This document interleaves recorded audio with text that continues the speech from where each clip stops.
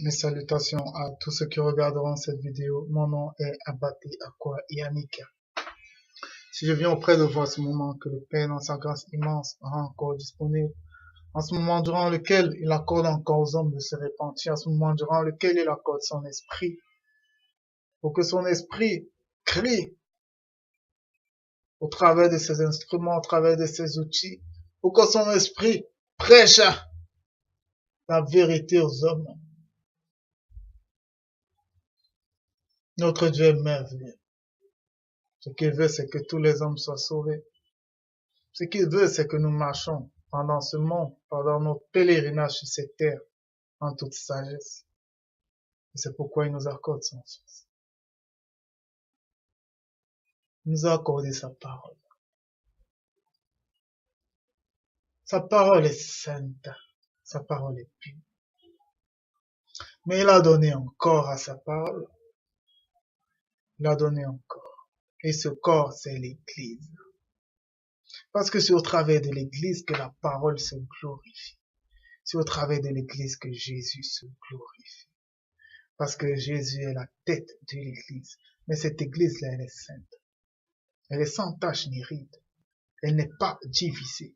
L'Église est pareille à notre corps humain parce que nous avons été faits à l'image de Christ pour glorifier Dieu en voyant la perfection de sa création. Lorsque je vois un homme, lorsque je vois une femme, je suis ébloui. Parce que tous les membres du corps nous enseignent sur l'Église, sur qui est la parole.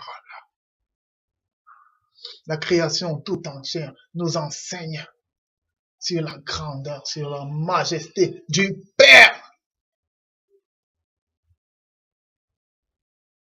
Mais de nos jours, les gens sont aveugles. Les gens ne veulent rien comprendre. Ils sont sourds. Ils sont aveugles. Ils sont lobotomisés par le monde et par la religion. Mais nul n'a de force contre la parole.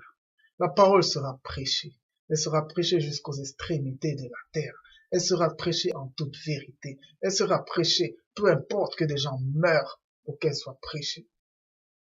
Heureux est celui qui meurt en Jésus, car ses bonnes œuvres le suivent.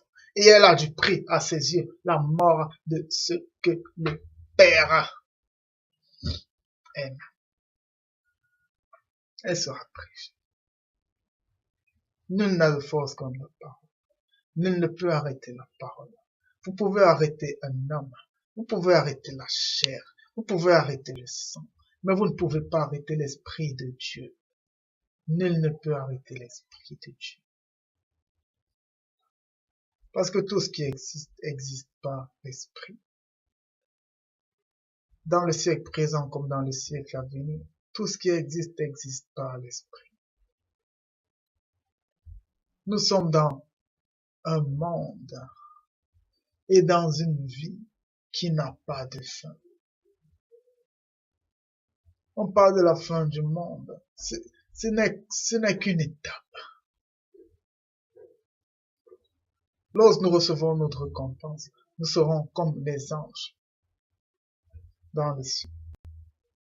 Et lorsque Christ parle de la parabole des talents, lorsqu'il dit à celui qui a 5 talents, il dira à son maître, j'en ai gagné 5 autres. Il dira, viens, bon serviteur, je vais t'offrir des choses plus encore que celles que tu avais. Ça veut dire que nous allons travailler. Nous serons des anges dans le royaume des cieux. Nous serons investis de mission au-delà de la compréhension et de l'entendement humain. Lorsque vous voyez les archanges travailler aujourd'hui, les gens ont de la crainte pour eux. Mais vous ne savez pas que vous serez comme eux. Parce que peu de personnes ont entreaperçu les récompenses du Père. Nous venons partager cette parole de vérité, cette parole de perfection, cette parole qui n'est pas limitée, cette parole dont les promesses sont spirituelles, sont au-delà même de ce que nous connaissons. C'est un livre saint, comme le Coran. vont vous dire à vous hommes que faites le bien et vous allez vous retrouver dans un jardin où des femmes vont vous servir des boissons, où vous allez les prendre pour femmes. Elles auront l'éternelle jeunesse, elles auront toujours la virginité. Quelle limitation! Pensez-vous que si nous avons commencé sur cette terre, est-ce que cela s'arrêtera? Nous sommes amenés à travailler. Dieu n'est pas un Dieu de paresse. Le paradis n'est pas un lieu où vous allez paresser. Vous allez passer le temps à vivre en débauché, en buvant du vin et en ayant des femmes. Non, dans le royaume des cieux, il n'y a ni homme ni femme. Éloignez-vous de ces livres saints, misogynes. Dans le Coran, il n'est nulle part fait allusion à la femme et d'une récompense pour la femme, parce que les femmes sont écrasées, parce que les femmes n'ont pas de raison d'être. Mais le Christ nous dit qu'il n'y aura ni homme ni femme. Ni homme ni femme. Parce que vous serez tous revêtus de l'enveloppe céleste. Il n'y aura plus ni homme ni femme. On passe à un niveau supérieur. On passe à un niveau angélique. Eh bien, mes frères musulmans, regardez la différence entre les deux récompenses. Est-ce que votre conscience ne vous dit rien? Je ne parle pas de l'esprit. Parce que l'esprit, c'est Jésus qui le donne. Et il faut reconnaître Jésus comme Seigneur et non comme prophète. Il faut reconnaître Jésus comme parole de Dieu, qui est Dieu et qui est avec Dieu. Est-ce que votre conscience ne vous fait pas peser les deux? Vos femmes musulmanes, est-ce que votre conscience ne vous fait pas dire comment je n'ai aucune récompense? Alors que je me voile, alors que je fais toutes ces choses, alors que je suis soumise à mon mari, alors que je fais tout. Donc, dès que je meurs, c'est fini, je disparais dans les oubliettes. Eh bien, à quoi bon? Tout homme, dans tout ce qu'on fait, on le fait dans une espérance. La foi est la ferme espérance. C'est une ferme conviction dans les choses qu'on espère. On est convaincu des choses qu'on espère. Eh bien, je ne comprends pas. Vous, femmes musulmanes, qu'est-ce que vous espérez? Les femmes disciples de Christ espèrent être semblables aux anges et avoir des responsabilités, à travailler pour Dieu, être serviteur de Dieu, à voir la face du Père. Vous, quelle est votre espérance? Vous n'en avez aucune. Parce que vous êtes marié à un homme aujourd'hui. Lui, quand il ira dans votre paradis, dans ce jardin-là, lui, il ira trouver une femme qui ne vieillit jamais, qui a l'éternelle jeunesse, qui a les seins toujours pointus, et qui va lui servir du vin. Et vous, votre position, ce sera quoi? Vous allez disparaître. Je ne comprends pas. Ayons de la jugeote. Ayons de la conscience. Mais c'est l'aveuglement de la religion. Rien n'est surprenant à ça. La femme est très faible. Et plus on la contraint, plus elle accepte des choses. Plus elle accepte des choses. Mais soyons sages. Et discernons toutes choses. Nous recommandons ce moment au Père, afin qu'il daigne nous enseigner, afin qu'il daigne nous fortifier, afin qu'il daigne nous édifier. Abba Père, nous avons besoin de toi.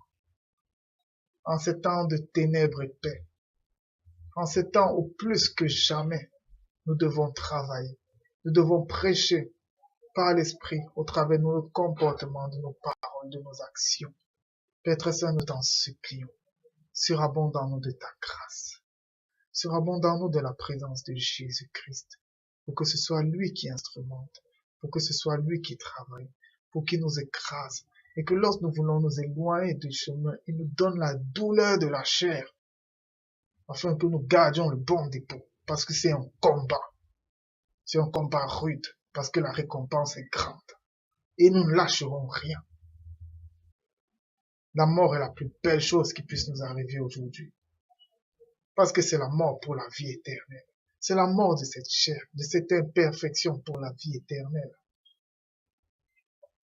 Nous nous recommandons, Père, Abba Père, à toi toutes choses, à toi nos vies, à toi nos esprits, nos âmes et nos corps. Dirige-nous, permets-nous de te glorifier, permets-nous de demeurer fidèles à toi par Jésus-Christ. Amen. Aujourd'hui, nous allons partager sur un nouveau thème, à savoir le pourquoi des paraboles. On a tendance à dire que Christ seulement parlait en paraboles. Mais il y a une raison pour laquelle il parlait en paraboles. Faites attention au christianisme. Faites attention à la religion. Faites attention à ces choses, elles sont pernicieuses. Et elles vous enseignent subtilement, par les esprits religieux qui y sont cachés, une vérité autre, un autre évangile, un autre Jésus. En toute chose, apprenons à apprécier le contexte des choses. Lorsque Christ parlait, faites bien le distinguo. Lorsque Christ parle aux religieux et lorsqu'il parle à ses apôtres. Lorsque Christ parle aux religieux, lorsqu'il parle à la foule, il s'adresse en parabole. Lorsqu'il parle à ses apôtres, il leur explique les choses. Prenons les actes des apôtres. Les apôtres sont remplis de l'Esprit Saint. Ils ne vivent plus, mais c'est l'Esprit qui agit au travers d'eux.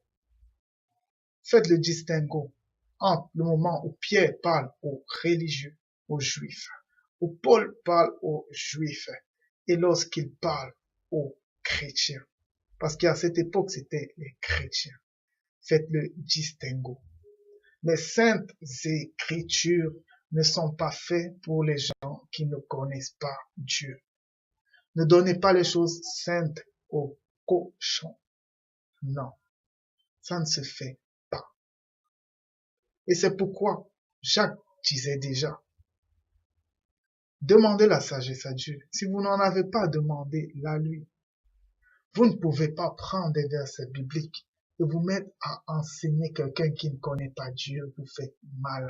Il ne va rien comprendre à cela parce que c'est comme si vous lui parlez en parabole.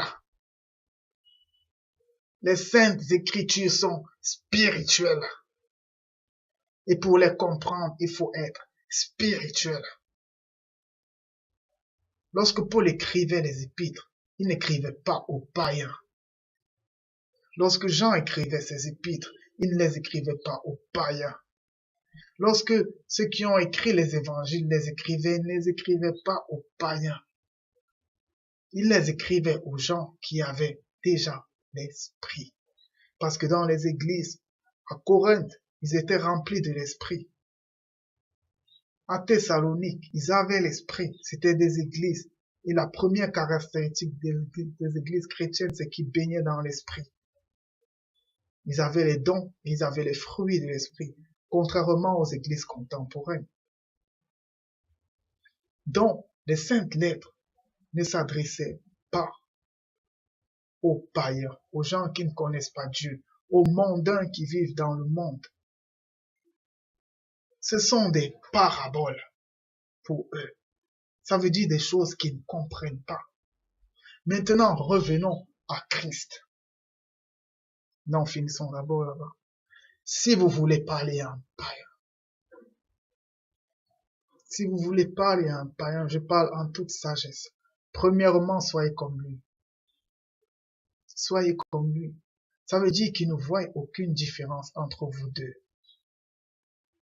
Quand je parle de païen, je vais ajouter à un religieux. Si vous voulez qu'une femme musulmane vous comprenne, eh bien, vous, femmes chrétiennes, enlevez les greffes de votre tête et voilez-vous. Maintenant, allez vers elles. Elles vont s'identifier à vous. Si vous voulez qu'une mondaine vous comprenne, vous, femmes chrétiennes, eh bien, ce sera facile. Vous portez déjà des greffes. Eh bien, allez vers elle comme ça. Elle s'identifie à vous. Maintenant que celle qui se voile, ne disent pas elle va aller évangéliser une femme chrétienne en enlevant son voile. Ce serait mal fait.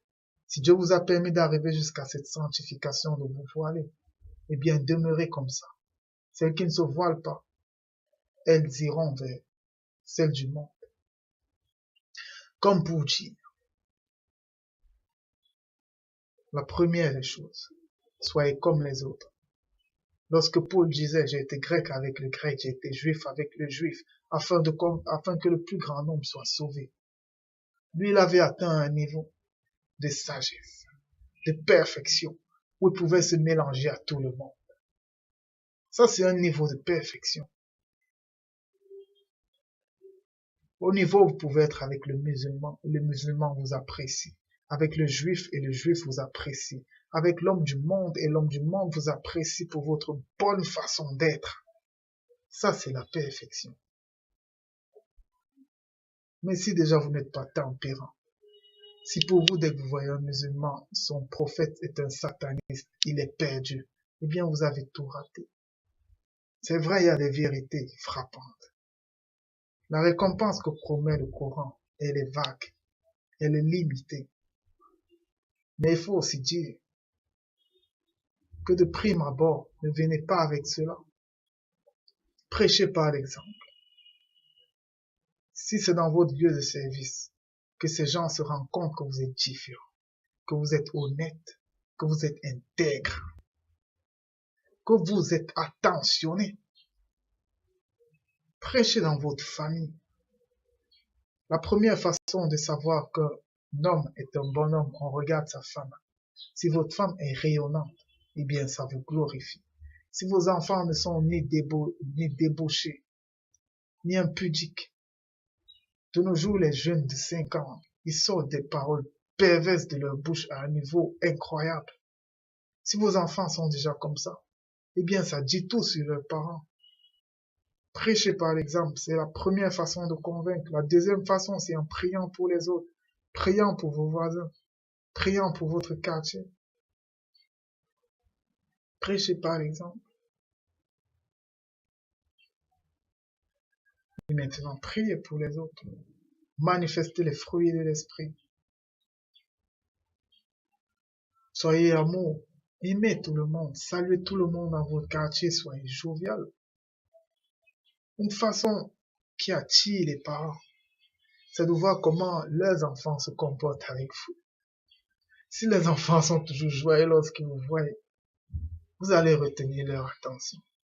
Si eux-mêmes, vos voisins, vous les saluez, soyez le vent. Soyez le vent. Soyez la joie autour de vous. Et c'est une façon de prêcher à ceux qui ne connaissent pas encore la vérité, mais à ceux qui la connaissent. Lorsque Paul dit à Timothée, reprend dans les bonnes comme dans les mauvaises circonstances, il ne parle pas des païens. Essayez d'aller reprendre les païens dans les mauvaises circonstances, ils vont vous tabasser. Je connais une fille qui allait prêcher seule, elle a été violée. Faites attention. Lorsqu'à un certain niveau, vous mélangez l'esprit à la chair, vous serez sanctionné rudement.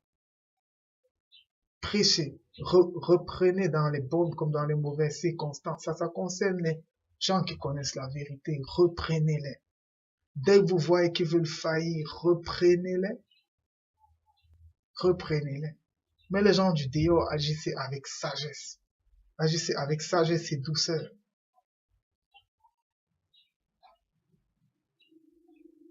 Lorsqu'on revient à Christ, Christ parlait en parabole aux hommes. Vous savez, Dieu nous a fait en trois. L'esprit, l'âme et le corps. Dans ces trois aspects, il y a trois langages. Le langage de l'esprit, l'âme le comprend. Mais la chair ne peut le comprendre. Parce que la chair est faible. Dans le jardin d'Éden, lorsque Dieu commence à faire les malédictions, tu mangeras la chair de ton frère. Lorsque tu devras accoucher, tu ressentiras des douleurs pour la femme. Toutes ces choses-là. Dieu ne s'adressait pas à l'esprit, parce que l'esprit appartient à Dieu. L'esprit est pur. Lorsque vous ne connaissez pas Dieu, votre esprit est endormi. Ça ne veut pas dire qu'il n'est pas là, ça veut dire qu'il est endormi. Dieu ne s'adressait pas à son esprit, c'est que ce serait s'adresser à lui-même. C'est pourquoi lorsque les hommes sont devenus mauvais, il a dit, mon esprit ne demeurera pas éternellement en ces hommes. Il ne s'adressait pas à son esprit, il s'adressait à un pan de l'homme qui est sa chair. Il s'adressait à l'homme charnel. Et il était en train de mettre toute la malédiction dans la chair. Et c'est pourquoi il a fallu que la parole se fasse chair. Pour que la parole crucifie la chair. Et la parole vive par l'esprit. Nous montrant le chemin à nous tous. Le chemin de la croix. Le chemin de la mort selon la chair pour la vie par l'esprit. Dieu parlait à la chair. Il était en train de maudire la chair. Il ne maudissait pas l'âme de l'homme. Il ne maudissait pas son esprit, parce que l'esprit lui appartient. Il maudissait la chair. Il donnait mort à la chair. Parce que lorsqu'il renfermait le péché dans la chair, le salaire du péché, c'est la mort.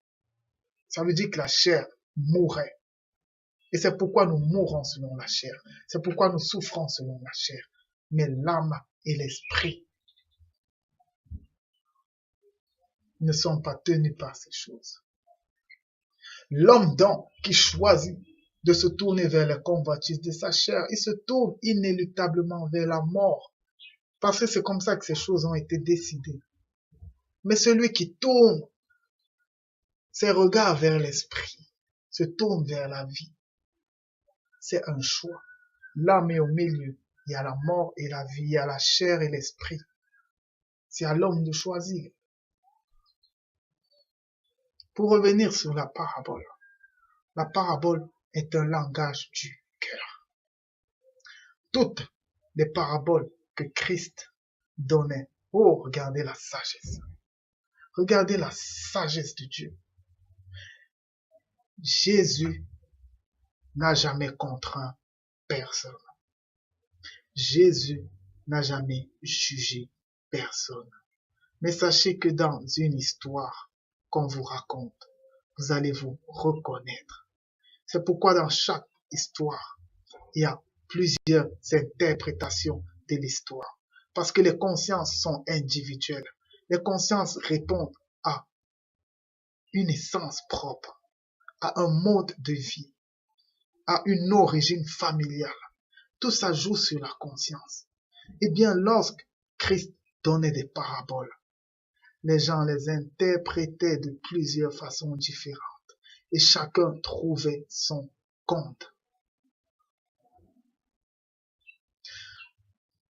Lorsqu'on vous parle en parabole, lorsqu'on vous raconte une histoire, votre chair ne la comprendra pas, mais votre cœur, votre âme qui est votre personne, la comprendra. Si vous ouvrez grand votre cœur, vous la comprendrez. C'est pourquoi de nos jours, vous qui êtes enseignants, lorsque vous êtes devant les gens, prenez le temps de demander à l'esprit de vous orienter dans votre enseignement. Sortez votre Bible, prêchez sur la résurrection, sur tous ces mots difficiles-là. Les gens ne vous comprendront pas. Celui qui n'a pas fréquenté ne peut pas comprendre ce que c'est que la résurrection. Il sera placé devant vous, il va secouer la tête, il ne comprendra pas. Un enfant de 5 ans ne comprendra pas ce que c'est que la résurrection, la rédemption. Non.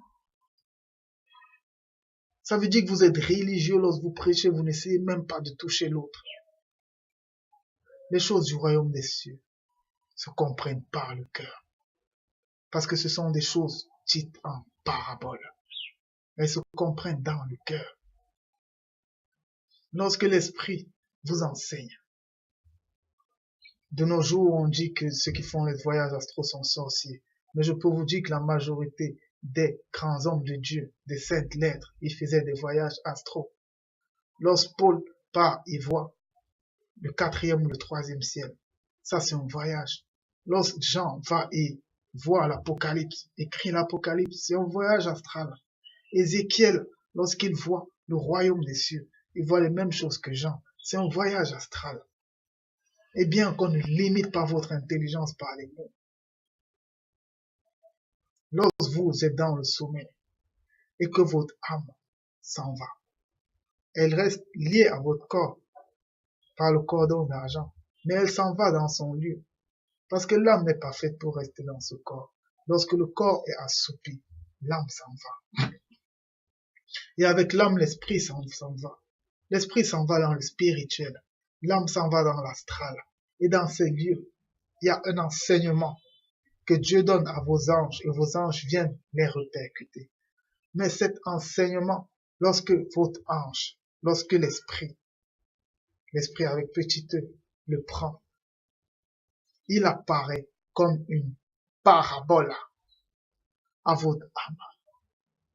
C'est pour cela qu'on ne comprend pas toujours ce qu'on voit. Dans le livre des rois, plusieurs rois ont vu des choses, mais ils ne les comprenaient pas. Et c'est là où on appelait Joseph.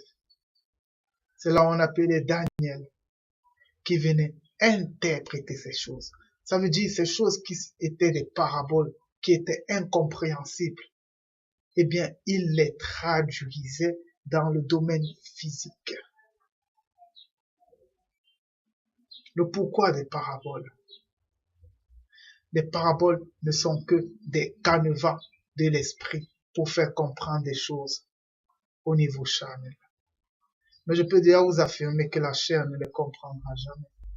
Mais l'âme comprend les messages de Dieu. L'âme comprend. Prenez tout le monde comme un enfant. Lorsque Jean parle de petits-enfants, mes petits-enfants, prenez tout le monde. C'était des gens, ils ne disaient pas les mots pour les dire. Lorsqu'il disait petits-enfants, c'est qu'il sait que l'homme est un enfant. L'enfant retient plus des choses quand vous les racontez sous forme d'histoire. Même s'il ne comprend pas l'histoire, l'enfant a la facilité dans sa pureté, dans la candeur de son cœur, de mémoriser les messages clés. Et c'est pourquoi lorsque vous mettez des enfants devant la télé, lorsqu'ils regardent des choses, ils les voient plus profondément que vous. C'est là où on parle de messages subliminales. Dans la parabole se cachent des messages. Et par la parabole, vous êtes exempt du jugement. Jésus ne jugeait pas. Il racontait des histoires, mais des histoires qui avaient des messages. Des histoires qui, pour les religieux, apparaissaient comme un jugement. Et pour les autres, apparaissaient comme une raison de changer, une raison d'être heureux, de se réjouir. Raconter des paraboles, c'est à l'édification. Plus que vous mettre devant les gens et vous mettre à juger tout le monde. La parabole, c'est le langage du royaume des cieux. Mais seuls les sages parlent en parabole. Seuls les sages parlent en parabole. Si nous revenons dans nos traditions nègres africaines, vous allez vous rendre compte que les sages parlaient en parabole. Ils utilisaient beaucoup les proverbes. Au lieu de juger, la sagesse consiste à parler en parabole. Et maintenant, ceux qui comprennent sont édifiés. Ceux qui comprennent sont édifiés. La parabole est le langage de Dieu pour que les cœurs comprennent, pour que les cœurs purs, pour que les cœurs qui sont éveillés comprennent. Les gens du dehors ne comprenaient pas, mais les apôtres, les disciples de Christ comprenaient. Parce que lorsque vous êtes, j'aime bien prendre ce cas, lorsque vous êtes endormi, lorsque Dieu vous parle, c'est sous forme de parabole. Vous allez toujours voir des événements se passer. Vous n'allez pas les comprendre. C'est sous forme de parabole. Mais maintenant, lorsque vous mettez à genoux, vous demandez au Fils, vous demandez à Christ, Seigneur Jésus, enseigne-moi. Dis-moi ce que ça voulait dire. Vous êtes maintenant comme ces disciples qu'il mettait à part et leur expliquait. Mais le langage de Christ n'est pas selon l'intellect humain. Ça veut dire que lorsqu'il va vous expliquer ces choses, c'est votre cœur qui va le ressentir. Faites attention, Dieu ne parle pas à la sagesse humaine, il parle au cœur. Et pour savoir que Dieu vous a parlé, consultez votre cœur. Vous allez vous rendre compte que soit vos convictions ont changé, soit elles se sont perfectionnées, soit vous voyez un nouveau fruit de l'esprit vivre en vous. Tout est basé sur les fruits de l'esprit. L'exaucement, toute bénédiction se voit dans les fruits de l'esprit que vous manifestez. Jésus ne viendra jamais vous parler et vous dire voilà ce que ça signifie. Non, il parle à votre cœur. Parce que c'est dans votre cœur qu'il se trouve. Il parle à votre cœur. Il vous donne des convictions. Souvent, vous vous retrouvez devant quelqu'un. Vous avez envie de vite partir. Ou bien vous devez aller à un endroit. Après, vous dites non, je vais dans un autre. C'est comme ça que Christ parle. Il parle au cœur. Il parle au cœur. Parce que c'est du cœur que viennent toutes choses, les bonnes comme des mauvaises. C'est pourquoi le cœur est l'endroit le plus précieux de l'homme.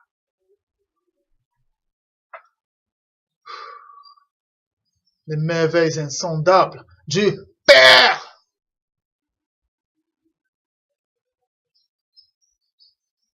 Dieu est grand, il est merveilleux. Il est digne d'adoration, digne d'élévation. Ne mélangeons pas la chair et sa putréfaction aux choses spirituelles. Le spirituel ne se mêle pas au charnel. Et c'est pourquoi celui dont les yeux du cœur et les oreilles du cœur ne sont éveillés ne peut rien comprendre à la grandeur du spirituel.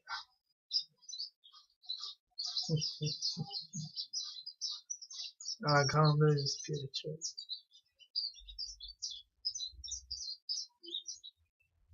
Les paraboles sont les langages de l'esprit.